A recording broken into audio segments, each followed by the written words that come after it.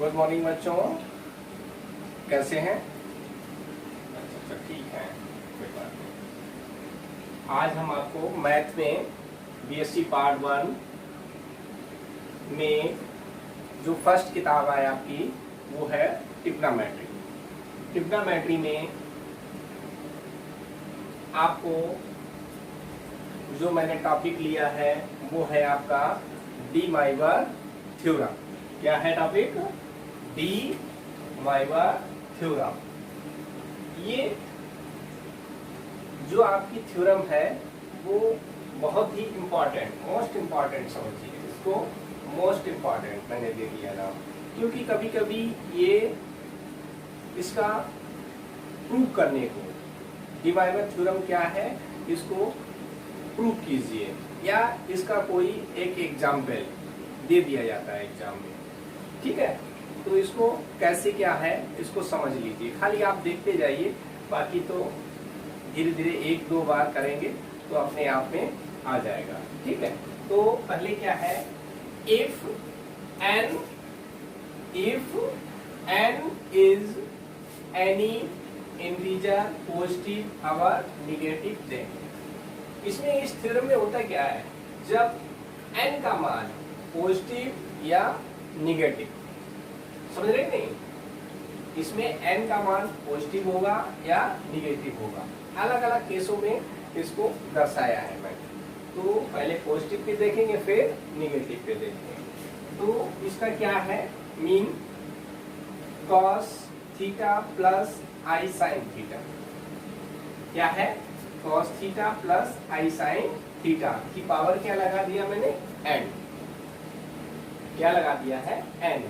तो इसको जब सिद्ध करेंगे तो क्या n की पावर को कैसी हो जाएगी? cos n theta plus I sine n theta.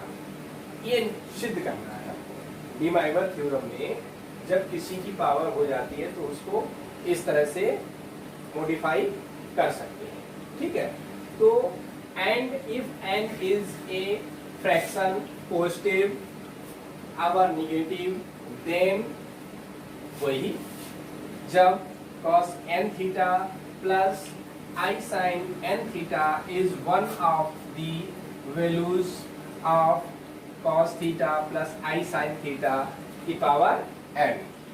ठीक है, ये हमने एक डी माइवर थ्योरम का जो पढ़ना है वो मैंने इसको नोट किया है। नोट करने पे हमको क्या ज्ञात करना है, जब किसी की पावर मतलब cos theta plus I sine theta की पावर n है तो इस फॉर्म में हमको दिखाना है। इसी प्रकार इसमें एग्जाम्पल में शो करेगा, मैं नेक्स्ट इसी में बताएंगे एग्जाम्पल डी माइवर थ्योरम का कैसे हैंडल करते हैं। ठीक है, तो हम आते हैं प्रूफ, डी माइवर थ्योरम को प्रूव करके दिखाएंगे। तो पहला हम क्या करते हैं, केस फर्स्ट। केस फर्स्ट में हमें क्या करना है, पहले case first, if n be a positive integer. मैंने पहले भी कहा था इसमें n का मान पॉजिटिव और नेगेटिव, पहले पॉजिटिव पे दिखाएंगे या नेगेटिव पे। पहले मैंने केस को फर्स्ट को माना है पॉजिटिव इंटीजर। पॉजिटिव इंटीजर में हमने क्या किया है, cos theta 1 plus I sine theta 1। यहाँ पे क्या लिखा, cos theta plus I sine theta. तो मैंने यहाँ पे क्या मान रखा है, cos theta 1 plus I sine theta 1 into cos theta 2 plus I sine theta 2। ठीक है,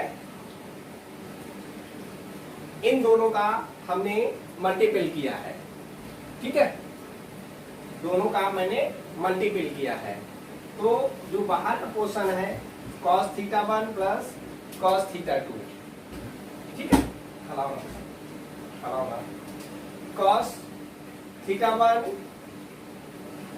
और plus I sine theta 1 cos theta 2 plus I sine theta 2 is equal to क्या हो जाएगा, cos theta 1 plus into cos theta 2 minus sine theta 1 into sine theta 2। सीधा है, इसका गुणा किया फिर इसका गुणा किया। जब आई स्क्वायर का मान क्या होता है -1, तो मैंने यहाँ पे माइनस लगा दिया। फिर इसके बाद रियल और इमेजिनरी पार्ट, तो रियल को अलग किया है और इमेजिनरी को अलग किया है। तो इमेजिनरी पार्ट क्या हमारा हुआ है, तो sign theta 1 into cos theta 2 plus cos theta 1 into sine theta 2। अब गुणा करना तो आता ही है ना, जब किसी व्यंजक का गुणा करते हैं तो किस प्रकार, देखो रियल रियल और इमेजिनरी इमेजिनरी, ठीक है।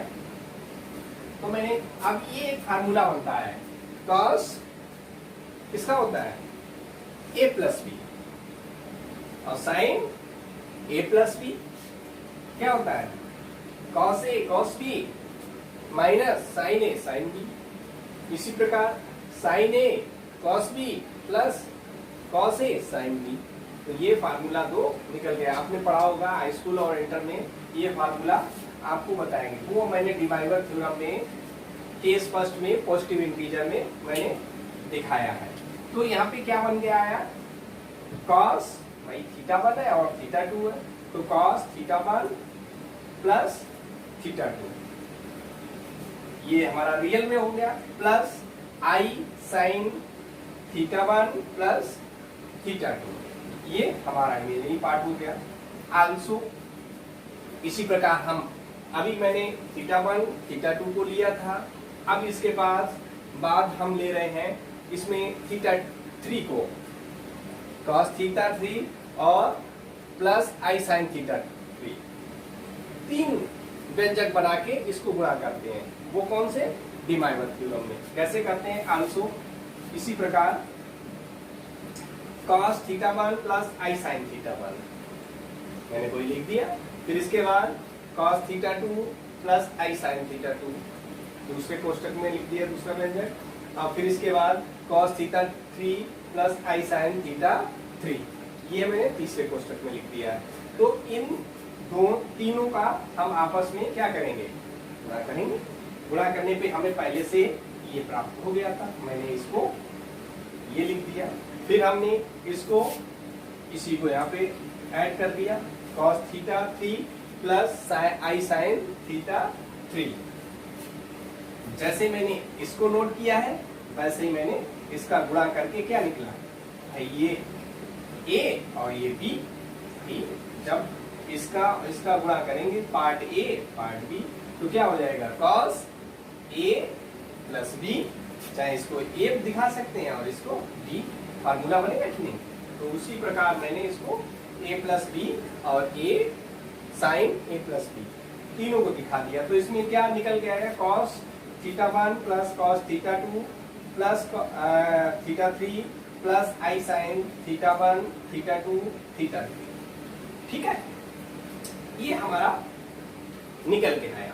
फिर इसके बाद सिमिलरली प्रोडक्ट ऑफ m, अब हमें n टर्म्स तक दिखाना है तो हम क्या करेंगे, इसी प्रकार फिर मैंने लिख दिया cos theta 1 plus I sine theta 1। फिर इसके बाद दूसरे कोष्टक में cos theta 2 plus I sine theta 2। फिर तीसरे कोष्टक में cos theta 3 plus I sine theta 3 dot dot dot cos n theta plus I sine n theta. मैंने nth टर्म तक इसको डिफाइन करना चाहा है। तो हमारा क्या फार्मूला बन के जाएगा भाई, इसी प्रकार सिमिलरली हम दिखा सकते हैं। इसमें क्या करना है, डॉट डॉट थीटा n, ठीक है, cos theta 1 plus theta 2 dot dot theta n plus I sine theta 1 theta 2 theta 3 dot dot theta n, यहाँ पे थीटा 3, ठीक है। ये यहाँ तक आपका क्लियर हो गया, ठीक है बच्चों। अब इसके बाद आपका next now putting, so that now putting इसमें क्या करेंगे हम, theta 1 is equal to theta 2 is equal to theta 3। जाहिर सी बात, जब हम इतना शो कर सकते हैं तो इसको हम इस प्रकार भी लिख सकते हैं, डॉट डॉट थीटा n बराबर, इसको थीटा से हम डिनोट कर सकते हैं कि नहीं।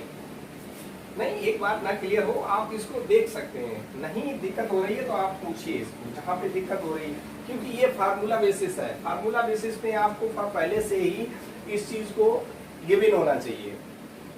कि हमारा दिया क्या है, कि पहले से हमें पूर्व ज्ञान से संबंधित क्या क्या है इसमें ऐड हो रहा है, तो वो आपको इसमें देखना है। ठीक है, फिर इसके बाद आपका आता है कोई पॉजिटिव इंटीजर में cos theta plus I sine theta की power n is equal to cos n theta plus I sine n theta. ये मैंने इसको सिद्ध कर दिया। ये कौन सी है, पॉजिटिव इंटीजर। ठीक है, दिस प्रूव डी माइवर थ्योरम। कौन सा, पॉजिटिव इंटीजर, पॉजिटिव इंटीजर। ये आपका केस फर्स्ट। यहां तक कोई किसी को दिक्कत हो तो आप पूछ सकते हैं। क्लियर। इसके बाद मैंने case second, case second, case second में क्या है, जब हम n का मान कैसा हो, निगेटिव, निगेटिव इंटीजर लेते हैं, तब डी माइवर थ्योरम क्या सॉल्यूशन क्या रहता है। जब हम पॉजिटिव केस में हमारा इस तरह से, निगेटिव केस में किस तरह से इसका होगा, वो इसको समझ लीजिए। इसमें क्या है कि सेकंड में मैंने कहा है when n is a negative integer, जब कैसा हो, निगेटिव इंटीजर हो, तब let n is equal to minus m। एक सपोज दैट मैंने मान रखा है, इसमें n का मान कुछ भी मान सकते हैं, कोई दिक्कत वाली बात नहीं। देन क्या है, cos theta plus I sine theta की power n is equal to, n का मान मैंने क्या माना, माइनस m, तो cos theta plus I sine theta की पावर माइनस m। जब किसी के पावर माइनस m लिख जाती है तो वो क्या हो जाता है, इनवर्स में हो जाता है ना। तो इसमें क्या करेंगे, 1 cos theta plus I sine theta की पावर n। जो भाई पावर लगी है माइनस m, अगर नीचे आने पर वो किसकी हो जाएगी, प्लस की हो जाएगी ना। तो इसको मैंने उसी प्रकार लिख दिया बाई केस फर्स्ट। अब सीधा केस फर्स्ट बन गया। जैसे मैंने इसको यहाँ पे लिख रखा था, वो यहाँ पे इनवर्स में है और यहाँ पे सीधा डायरेक्ट लिखा है, तो इनवर्स के लिए हम क्या करेंगे, कंजुगेट गुणा कर देंगे। cos m theta minus I sine m theta, cos m theta plus I sine m theta, इसका गुणा करेंगे तो क्या आएगा, cos m theta minus I sine m theta, तो ये cos square m theta plus I sine plus sine square m theta, ये निकल के हमारा आ गया। ठीक है, इसका मान क्या होता है, ऑलरेडी 1 होता है। cos square theta plus sine square theta का मान क्या होता है, 1 होता है। तो मैंने इसको 1 कर दिया अपॉन 1, तो इसका मतलब क्या होगा, ये आपका शेष रहा है cos m theta minus I sine m theta. तो n इज इक्वल टू हमने क्या माना था, माइनस n, तो माइनस m माना था, तो हमने क्या किया था, यहाँ पे n माइनस m को हटाने से क्या आ जाएगा, इसमें cos minus n theta plus minus I sine minus n theta. तो इसको क्या लिख सकते हैं, cos n theta plus I sine m theta. This prove, कोई दिक्कत, no doubt, thank you. Clear. और किसी को दिक्कत हो, बस इसमें क्या है, मेन चीज आप अपने दिमाग को सेट कीजिए कि इसमें डी माइवर थ्योरम, डी माइवर थ्योरम मतलब जो इसमें दिया गया है उसी को आपको मॉडिफाई करना है। मॉडिफाई करने के लिए आप क्या क्या करेंगे वो आपके सामने, इसी प्रकार आपको इसमें एग्जाम्पल भी करने होंगे। एग्जाम्पल हम आपको नेक्स्ट वीडियो में इसका बताएंगे, कैसे इसमें डी माइवर थ्योरम पे एग्जाम्पल, क्योंकि इससे एक क्वेश्चन या तो इसका थ्योरम का प्रूव करने को आएगी, नहीं तो इससे एक एग्जाम्पल आपको 100% परीक्षा में मिलता है। ठीक है, कोई दिक्कत हो आप पूछ सकते हैं। Thank you.